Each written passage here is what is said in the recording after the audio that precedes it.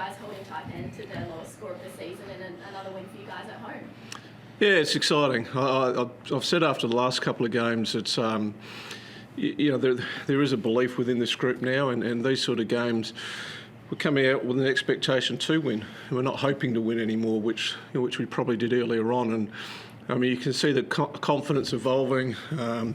Guys have really settled into accepting their roles, and I think the other thing now is we're getting really good cameos from a lot of players. We're not just relying on 2 or 3 guys to get these wins. But defensively, my first game coaching was against that team on this court, and they had 115, 116 points, and there were people that we took a lot of criticism for that, and there was some experts that said we were going backwards. So to fast forward to this point and to hold a team like that we know has so much firepower to that score is really exciting.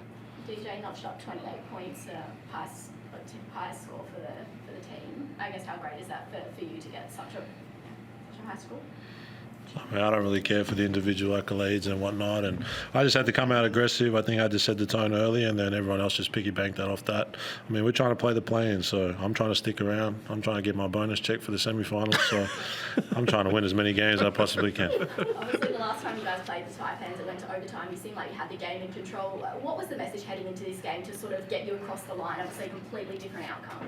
Well, we spoke at half-time. It's we had a great first half. We held them to 38 points, but the message was we've seen this story before, and it was 2 weeks ago. We're up by 16 in the third quarter, and we fell apart.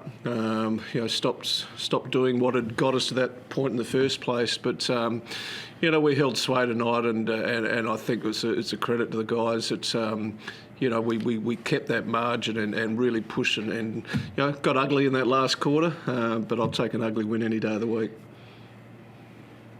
I was there when you beat Illawarra in Wollongong, and it was really apparent, like you said before, about your role players and the importance of them in this team. Is it just a case that the guys now know that when it's my time to go, it's my time to go? Oh, absolutely, and I think that's, I've been a player myself. I know these guys would like to be playing more minutes, but, the way that Jason Cadee and Mitch McCarron and Sunday Detch have approached this as being like total professionals. Those guys have been starters, they've been major minute players, and now they're not getting the minutes that they would like, but they're coming in, and Sunday to me is back to being the best defender in the competition. McCarron's up and about. Cadee is that steadying influence for us, and it's not just those three. You see what Kyra Galloway did last week.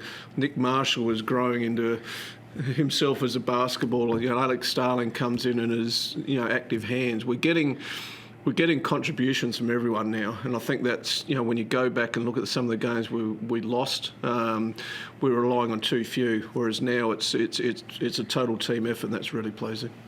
And Dejan, there was obviously a conscious effort because the Taipans have been great from that 3-point line. Obviously 23 threes against Adelaide in their 2 games and 45 plus rebounds.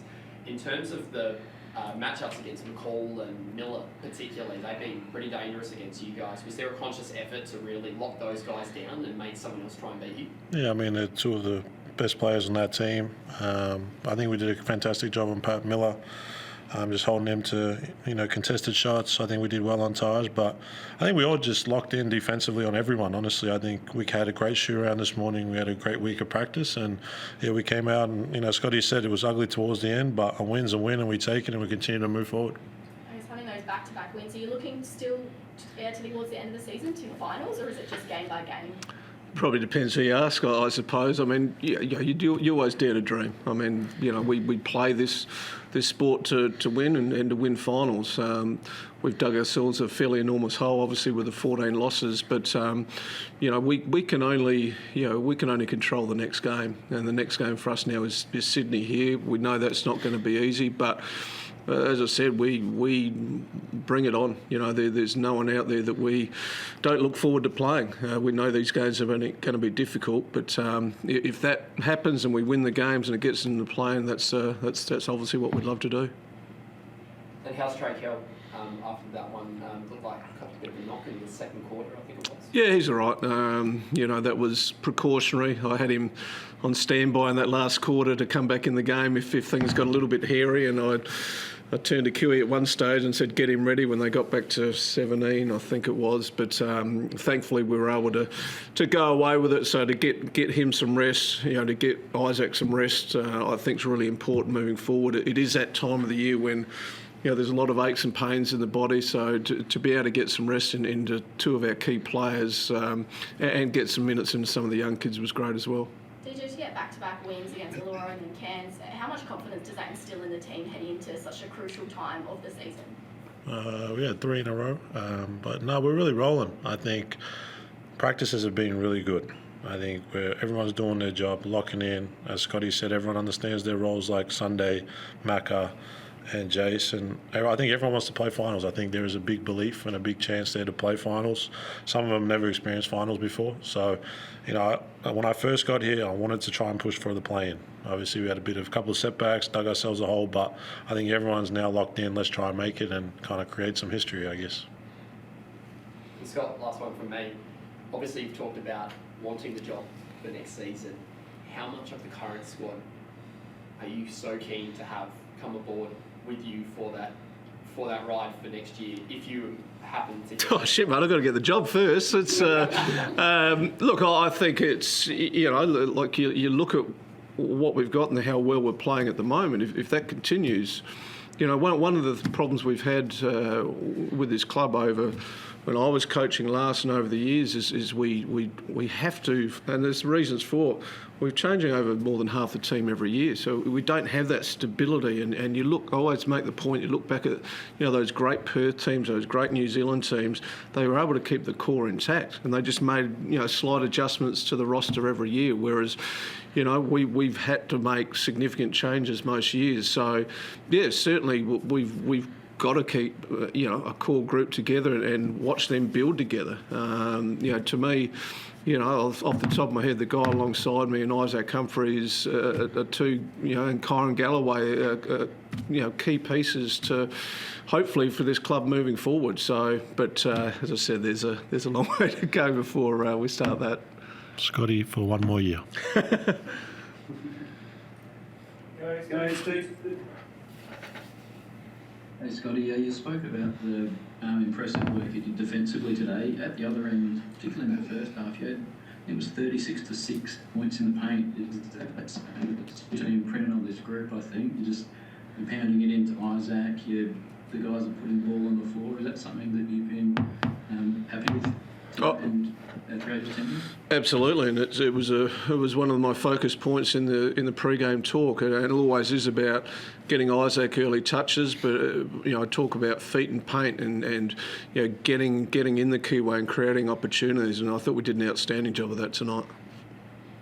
And just with Trent Flowers just played junk time right at the end today. Was he just easing you back from the injury? Was it just got a stack of guards at the minute, and that's just where the rotation sits right now? Well, we've had a stack of guards all year, and that's our strength. We've got 7 guards, for 3 positions. I think there's probably a 2-pronged answer to that. Is we're playing great basketball, and as we said, people in their roles. So there is limited minutes for Trenton at the moment, and 2, we've only seen him on court once in the last 2.5 weeks, and that was yesterday. So that, my messaging to him has been the same from day one. Is he's got to get that knee right, because he's got a pretty big couple of months coming out with NBA tryouts and that. But right now we're rolling, so it'd be silly of me to change things.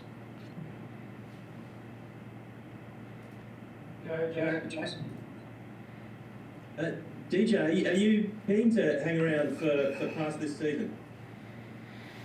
Yeah, why not? I mean, negotiations are going on. I have representation now, so whatever happens. I'll let my agent handle it. But yeah, I feel like this is home for me. So whatever they decide to do, and if I'm happy with what they offer, I'd love to stay here. And Scotty, we've talked about obviously wanting the job. Are you clear on what that process looks like? Will you present to ownership, or are we seeing your job interview on the court in front of us? I think that's probably what I'm going to be judged on. I mean, my conversations with both Grant and Nick, are open and honest. We know that we need to win games and show moving forward that this is the right thing. I'm supremely confident that I am the right person for the job. But once again, results. This is a result-driven industry, and right now we just need to keep winning games. Beauty. Thanks, guys. That's all from me. All good. Thanks, guys. Take care. Appreciate it. The newest numbers do not lie.